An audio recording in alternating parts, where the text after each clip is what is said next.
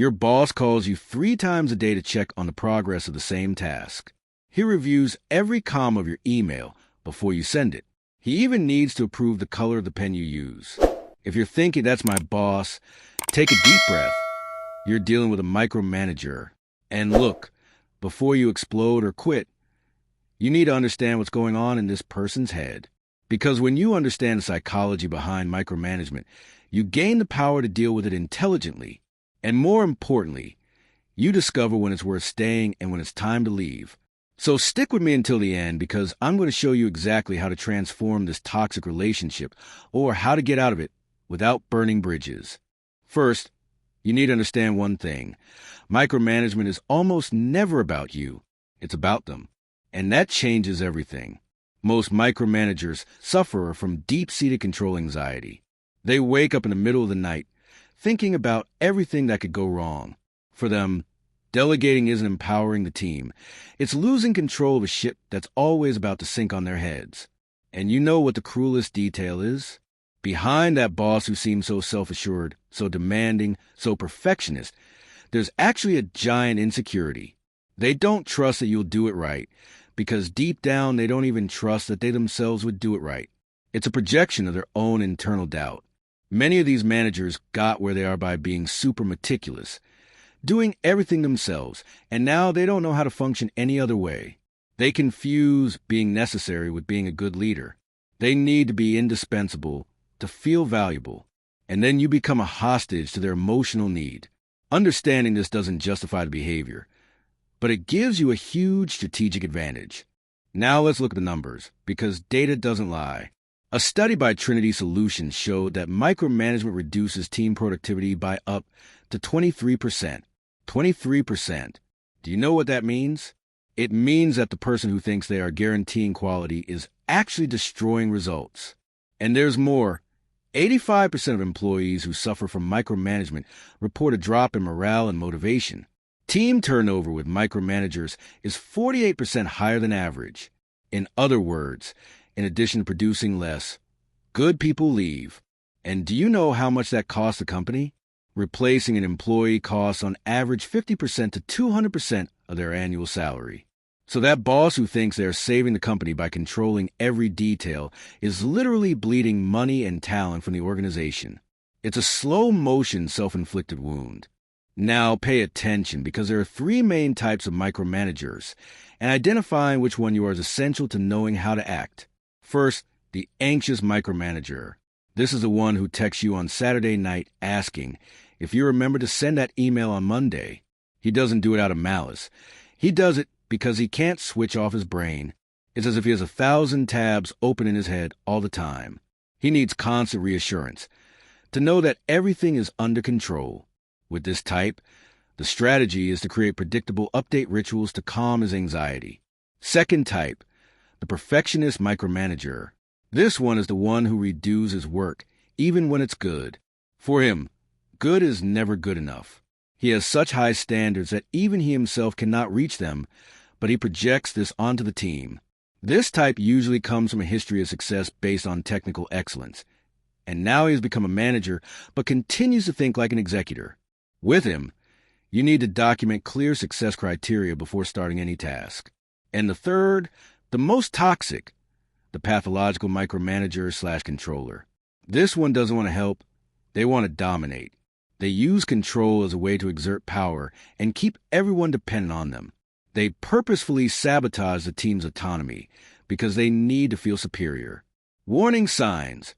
They never acknowledge your work, but always find errors. They constantly change the rules of the game. They deliberately withhold important information.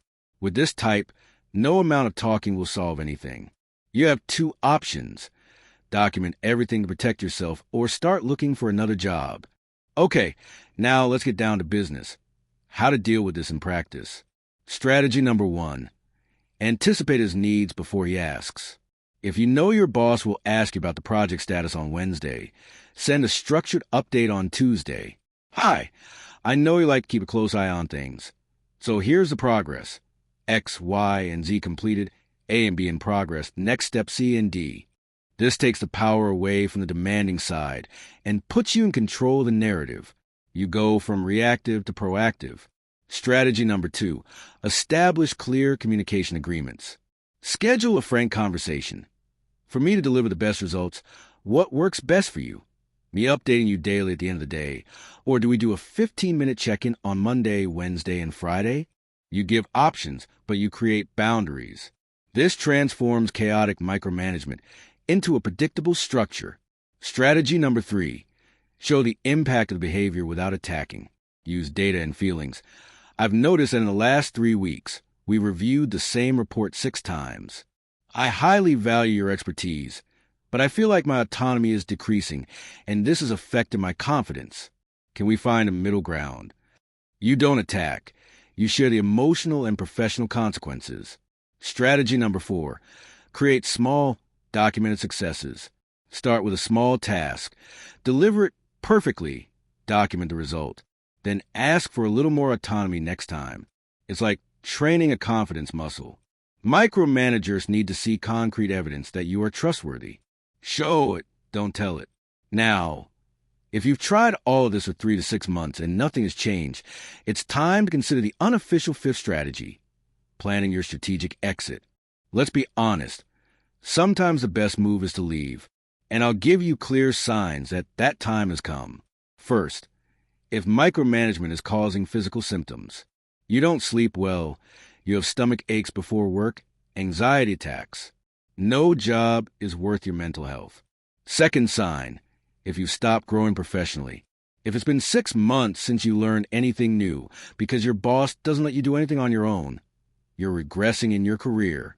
Third, if there's gaslighting. If your boss denies micromanaging, says you're too sensitive, or reverses the situation by blaming you, you're in a toxic environment that won't change.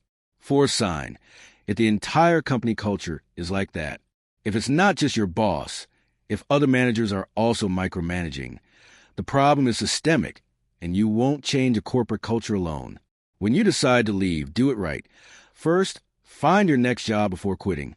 Second, document everything, your successes, completed projects, positive metrics. You'll need this in interviews. Third, lead professionally. Don't burn bridges. In your exit interview, be diplomatic but honest. I'm looking for an environment with more autonomy to grow.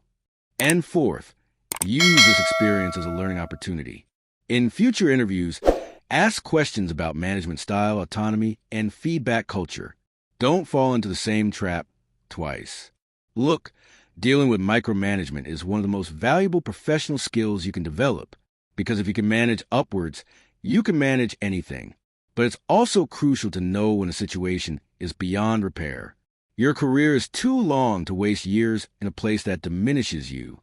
So use these strategies, give it a fair amount of time to see changes, but never be afraid to prioritize your well-being and growth.